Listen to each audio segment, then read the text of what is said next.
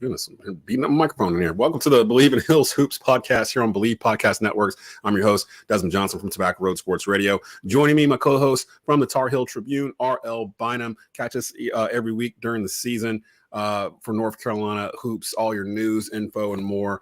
And some surprises, some special guests and stuff along throughout the season. So definitely check us out. Make sure you subscribe to us on the Bleav Podcast Network. That's BLEAV. Just search Bleav in Hills Hoops, and it'll pull up the spot for you to be able to subscribe to it. And of course, you can subscribe to it on the Tobacco Road YouTube channel and on the Tar Heel Tribune's YouTube channel as well, where it'll give you a notification whenever we're about to have a new episode pop up.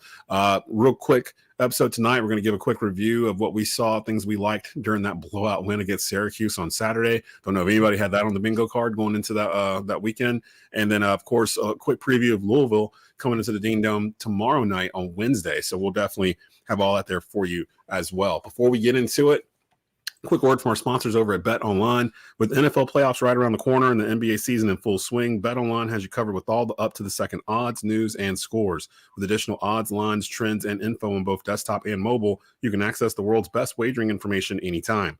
Head there today to get into the action and see all the updated odds. Remember to use promo code Bleav, BLEAV, to receive your 50% welcome bonus on your first deposit. Bet Online, where the game starts. And where we start is our takeaways from our most previous game. Carolina beat the bricks off the Orange on Saturday noon in Chapel Hill. They were pretty much dominant from start to finish.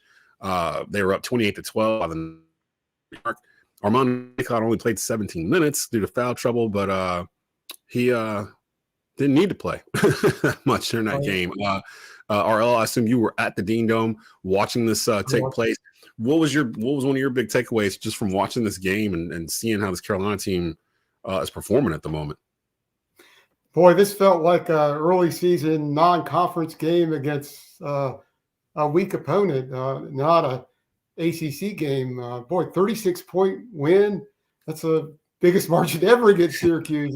That was fun to watch. I mean, you had 9 players with assists and points, and everything seemed to be going well. Not too impressed with Syracuse most of the game, but yeah, Carolina looked good. I mean, the defense and the rebounding continue to be huge. I mean, they haven't been out rebounded since the Kentucky game, and had season high 13 steals, and the lowest 3-point shooting percentages by opponents all season. The 4 lowest have come in the last 4 games. So it's just you get that rebounding and defense going. It's good. It's going to be hard to beat Carolina, particularly the way the offense has come around, the way Elliot Cadeau has been more aggressive here of late. It felt like, and maybe you can attest to this being there in person, but watching it on TV, it almost felt like Syracuse quit after a certain point. Like it just looked like they were so frustrated with trying to stop the offense that they just kind of like threw their hands up. And that was like in the first half. So like they went to the halftime like that and came out, and Carolina just kind of pressed the gas down again right at the very beginning. And it just never was really close. Haven't seen one of those in a long time. Carolina team just going through like a hot knife through butter. The one thing that stood out for me was the movement, the ball movement. Like they are really moving the ball around and sharing the ball. It seems like it doesn't really matter who the leading scorer is or who's got the most assists, who's got the most minutes and things like that. Stuff that it kind of felt like they were kind of paying attention to last year. I think what a lot of guys thinking about the pros and national championship aspirations and things of that sort, those kind of things, Armando trying to get up in the rafters and that kind of stuff. I think that kind of stuff got in the way, but this year it feels like they're just bought in to like the Carolina system that Hubert has installed. And from number 1 to 10 in the rotation, it just feels like they're all locked in on what they're trying to do. And that looked to me, it felt like the smoothest offensively they've been maybe all year to date. Right. And it starts with Cadeau in the half court with the passing. But I think, as you said, everybody is passing well, and that's getting Carolina so many open shots. It's why they shot so well against Syracuse. Some best shooting performance, one of the best of the season. And it's just, when you have that much ball movement, not much dribbling, not much with like last season with the ball sticking. Mm-hmm. And last season it ended up being a very difficult Caleb Love 3-pointer at the end or something of that order, and you're just not seeing that this year, and it's making a huge difference.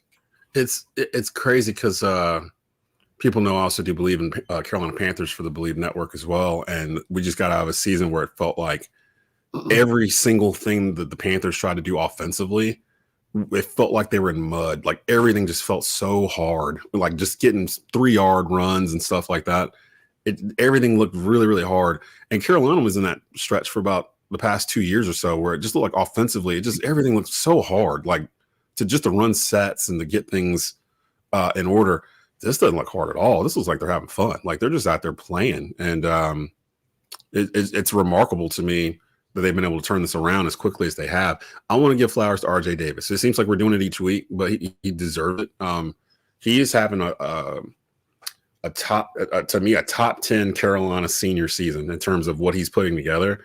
He in the Syracuse game, he was 7 for 12, 4 of 6 from 3, had 5 steals, 22 points was the game high.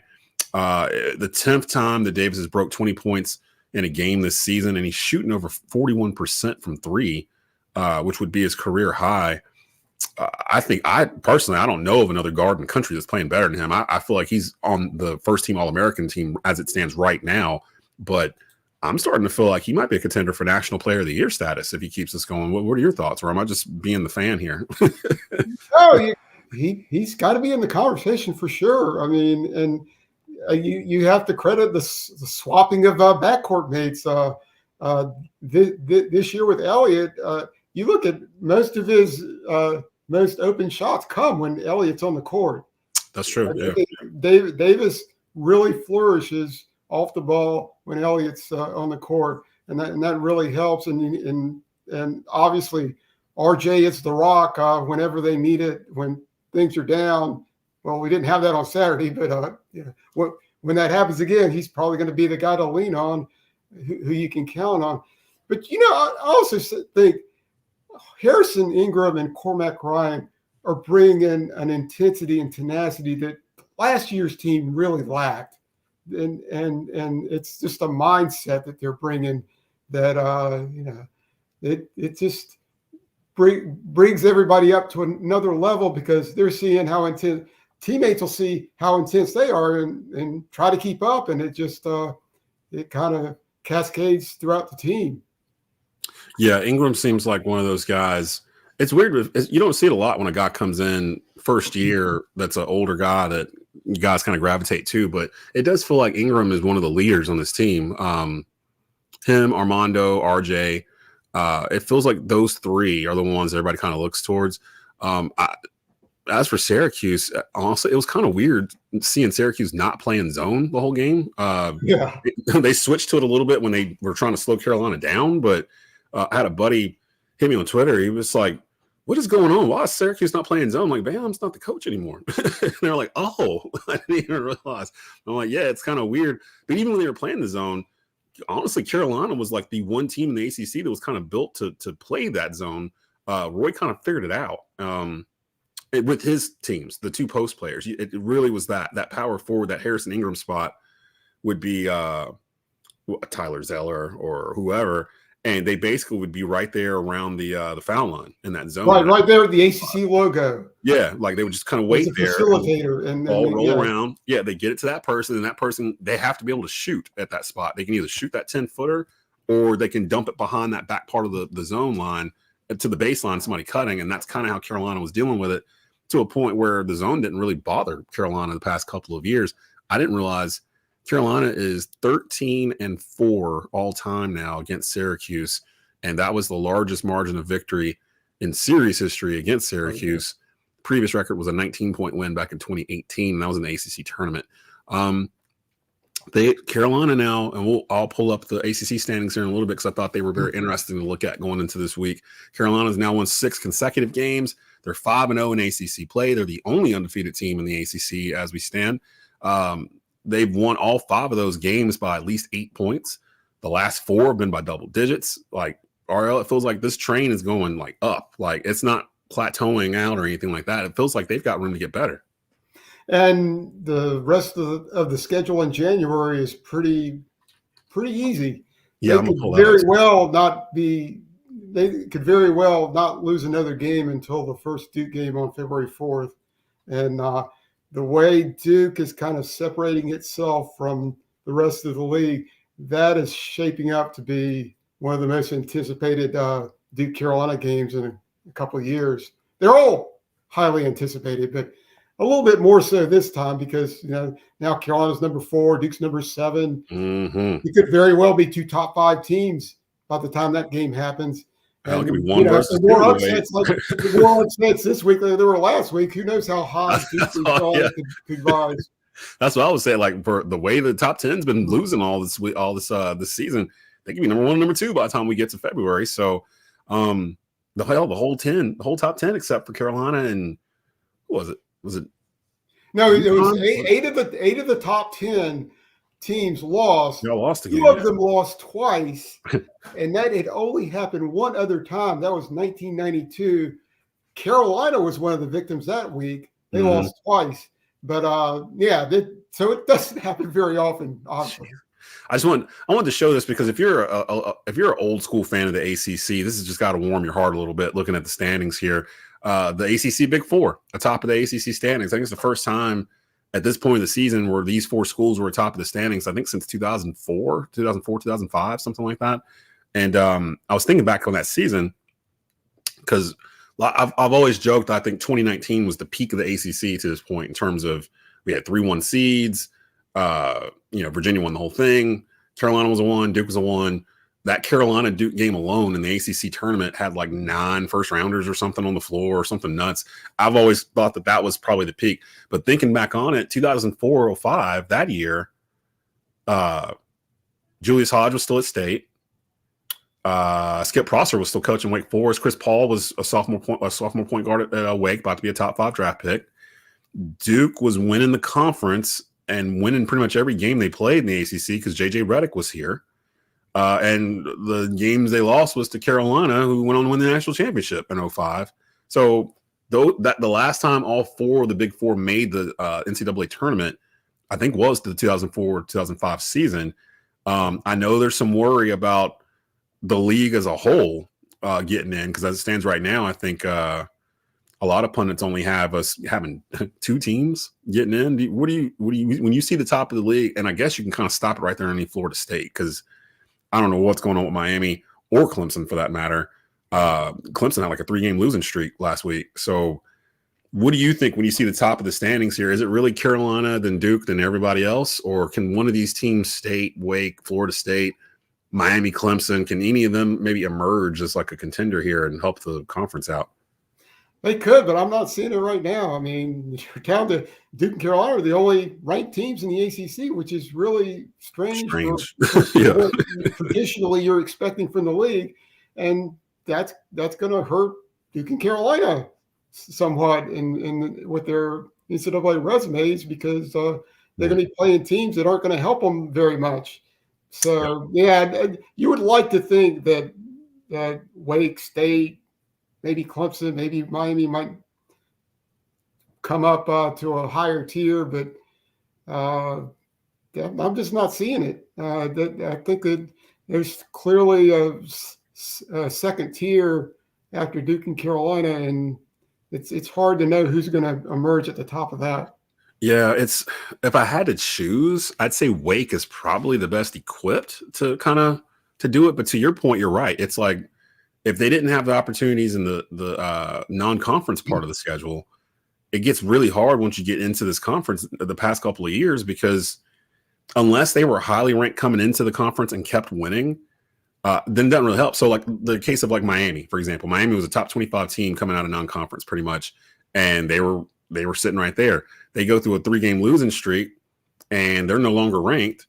And it's like, okay, now you can play them, but they're 3-2 in conference, and it's not going to really help you juice wise. I guess it'd still be like a quad 2 or something at this point if you beat Miami, like at Miami. Same for Florida State, same for Wake Forest and NC State. I would imagine. I would assume. I don't even think that State win last week was a quad 2 win. for Carolina. I think it was No, quad that was a quad one because it was a road game. Oh, okay. Yeah. So there's still some opportunities. I thought I saw Carolina hadn't had any opportunities really for a quad 2 win yet, but they're about to get them, as you said, as the schedule's about to flip over, and maybe I can. They had a quad 2 earlier, but it converted to a quad 3. I don't remember which team fell down. So yeah, right now they don't have a quad 2 game. See, and that's the thing that bothers me too, because teams that were rated high early in the year, if they start to fall off, then it affects you. Like if you beat them back when they were ranked, as opposed to like in college football, it doesn't seem to hurt you as much. Like say that opening week, you're playing LSU and LSU's ranked number 4, you beat them, but then LSU goes on and loses 3 games during the year or whatever. You still kind of get credit for beating LSU when they were ranked number 4 back in September, like Texas and Alabama. Texas got credit for beating Alabama in Tuscaloosa back in September. But by the time we got to the end of the year, they're 2 completely different teams, but they still got that juice. It doesn't feel like you get that in college basketball, where they don't really do it in that manner. I'm trying to get down to the schedule. Yeah, I found that it was Arkansas. When Carolina beat Arkansas, that was a quad 2, but Arkansas has now got a net ranking around 100. Yeah, they fell. 13, something like that. So that's now a quad 3. So yeah, that's the one that got converted. So we got Louisville on Wednesday. That's January the 17th. That's a 9 p.m. tip off, and it's on the ACC network.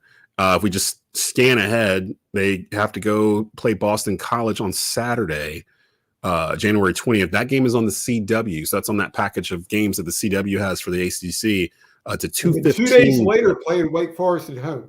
Yeah, 2 days later, back in Chapel Hill on ESPN on a Monday, on a big Monday, January 22nd, taking on Wake at 7 p.m. And then Florida State on the road right behind it on Saturday. So they'll get a week between Wake and Florida State. That's a little stretch there. Louisville, Boston College, they should be able to, the way they're playing, they should be able to take care of those fairly well. Wake and Florida State could be hiccups, especially Florida State and Tallahassee. And that game's on ESPN or ESPN2. It's a Saturday game at 2 p.m. That one could be tricky. And then you got Georgia Tech, and then you've got the first Duke matchup on February the 3rd, which I Bleav is Super Bowl week. But the thing about Louisville, you have to also consider that Louisville won at Miami. I don't know if that says more about Miami or more about Louisville, but yeah, it did get my attention. Yeah. See, yeah, you're right. Because I mean, there's the middle to box ACC a lot of flack, but I mean, they're still a winning game. Notre Dame has beat some teams. Georgia Tech beat Duke the first time around. I mean, so it's not like the bottom of the league is just trash. It's just, it's like the perception in the national media is that it's trash. And I don't really buy that. I don't really buy that. Any place you see a game, like I don't feel like so they're gonna just float by Louisville or whatever. Like I don't feel like that yet, where they can just kind of coast on a bad night and still win. They're getting there though.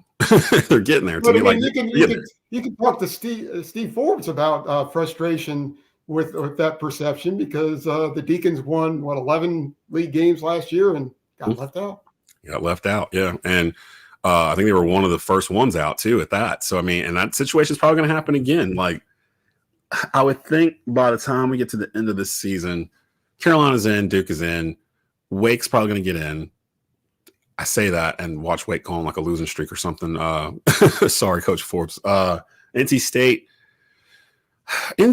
is a weird team to me. They feel like they're kind of built like Florida State, sort of, but they're smaller.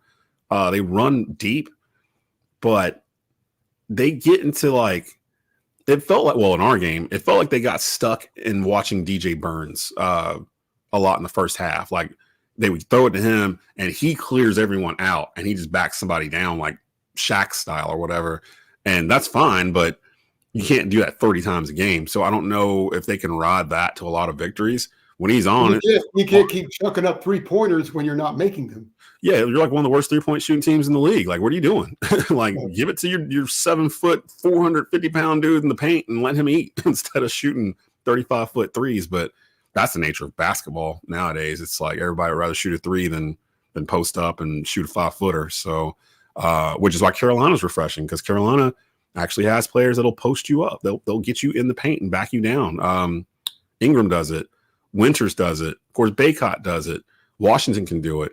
But I think Washington's the future of what Hubert wants as a big man. Like, he wants that guy that can do a little bit of what Armando does, but can also go out and shoot the three and be like a stretch like Jalen is. And I'll tell you, man, out of everybody that's on this team, like right now, I think Washington is the one that's got the biggest ceiling from this year to next year, because next year he's going to be the guy, like in the middle. Like, it's him. He's going to be the starter. He knows it going into it. So by then he'll be a year or two away from the injuries, year or two in the strength room at UNC, eating well, just learning the way. He's going to be the dude. And I don't know if Cadeau comes back after the season's over. I know people know he reclassified, I think like twice. He reclassified back down, but he reclassified back into his regular class or something like that. But he's 19 already. So he's an old freshman. And that might have been what convinced him to go ahead and go now. I don't think Cadeau, do you think Cadeau get drafted first round as it stands right now? I don't know. That's what I wonder about, particularly a guard of his size. I don't even know if they would have I it. just get the sense he's probably going to come back, but I don't know what the NBA scouts are saying. I don't know what people are whispering in his ear at this point. But it seems like he'd be do good to come back another season. I think so too. He was the 11th ranked player in the 24/7 Sports composite for this class. I'm trying to see if anybody has. Okay, I'm looking to see if anybody has kind of ranked mid first to early second round pick is what I'm seeing on NBA.com. So, and he's listed as like the out of all the point guards, he's not even shown in the top 28. But you know, he's the having a pure point guard is making a big difference for the Tar Heels. Carolina hasn't had a point guard with his speed and quickness since Kobe White. White's a better scorer than Elliott has shown so far, but Cadeau's a better passer than Kobe was. Mm-hmm. And, it's like a faster Marcus Page to me, where he distributes. He can shoot. Well, he hasn't really shown he can shoot it. I assume he can, but he can get to the cup at least. And he looks like Page his freshman year. He got to play more than he probably expected to. But by the time sophomore year and junior year came around, it was Marcus Page's team at that point. And you could tell he'd been working out, put a little bit on his bones. And by senior year, you know, Page was a monster. But I don't expect Cadeau to be here for 4 years. But no. I would hope he would be here next year to play with the class he was originally with coming in.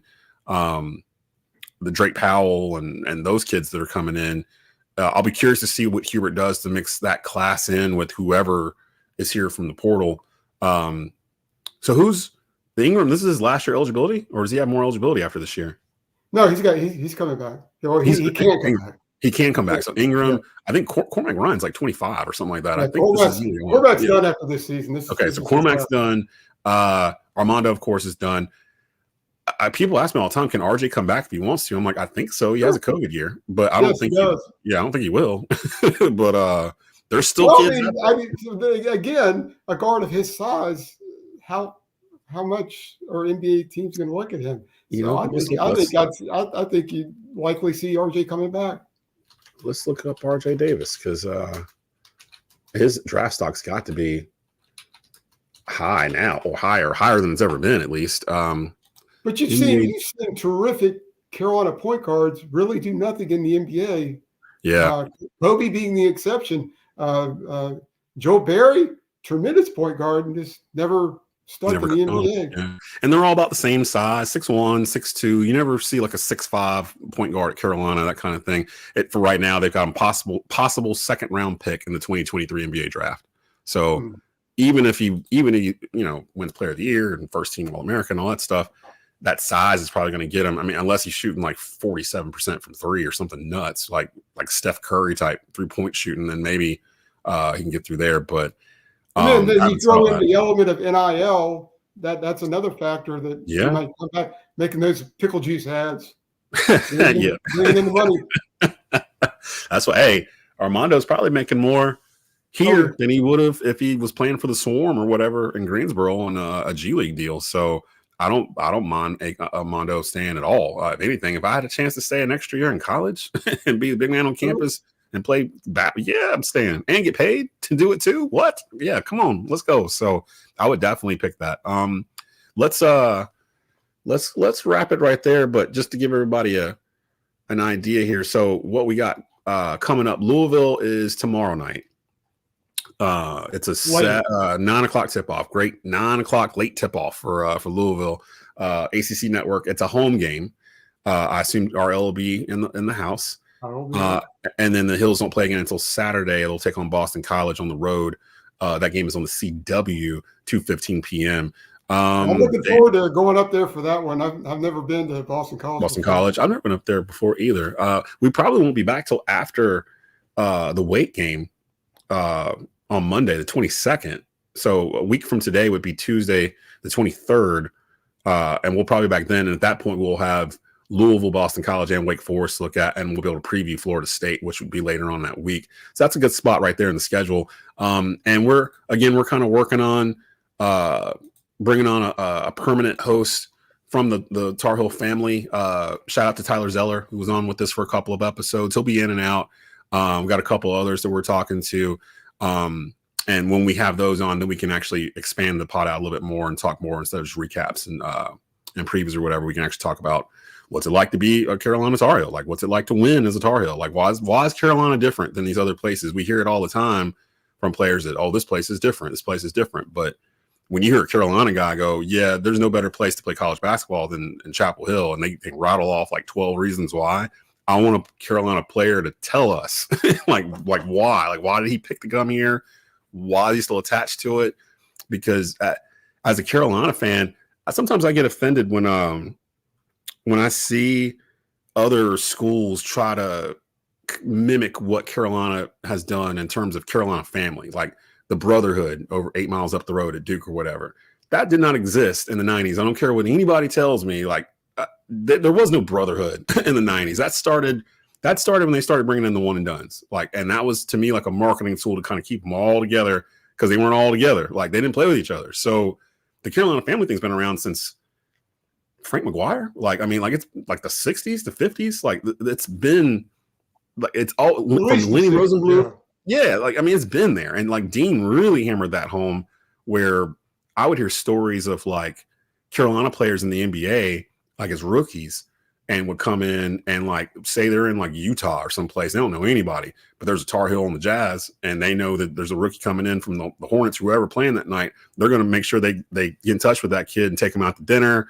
And, you know, that whole thing, like, it's just, it's different. And I don't want to take anything away from other schools. It just feels like some schools are piggybacking off of the idea of it. And I don't see those players like interacting with each other like I see Carolina players interacting with each other. There's a family element to everything here. And that's why even two NBA players who never played with each other. But they get to know each other during those summer pickup games, and when the former players get together and they develop a relationship that even though they didn't play with each other. Yeah, so it's a bond. And of course, you know, these kids come back and they play pickup, or kids, these grown men, these people older than me, they come back and play pickup basketball in the summer, which is always a huge deal. I remember hearing stories from like guys that like I'd be in high school or college with that were good ball players that would get invited to go play the Pro-Am up at Chapel Hill, and like, yeah, Vince Carter dunked on me, and like all this stuff. Antoine Jameson got a rebound on me, and like stuff like that. So we'll get into all that throughout the season as we go. Again, Bleav in Heels Hoops. Please go rate and subscribe on the Bleav Podcast Network. Just Google Bleav in Heels Hoops. You'll find us on iTunes, Spotify, Stitcher, Luminary, all the major podcast locations. Any place you can find Bleav in Carolina Panthers, you can find Bleav in Heels Hoops. Just type it in, subscribe to it. It'll load up into your system when we drop a new episode. The video versions are available at youtube.com/@Tobacco Road Sports Radio and at Tar Heel Tribune. You can catch those there.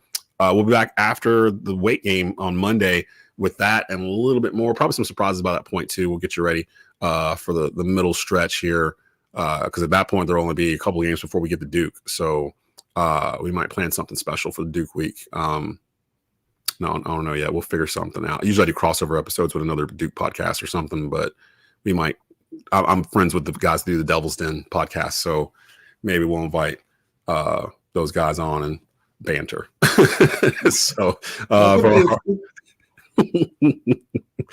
for R.L. Bynum, this is Desmond Johnson. You've been listening and watching to the Bleav in Hills Hoops podcast on Bleav Podcast Networks, brought to you by Bet Online. Keep pounding. Or, not keep pounding. What am I doing? This is not Bleav in Panthers. Go Hills.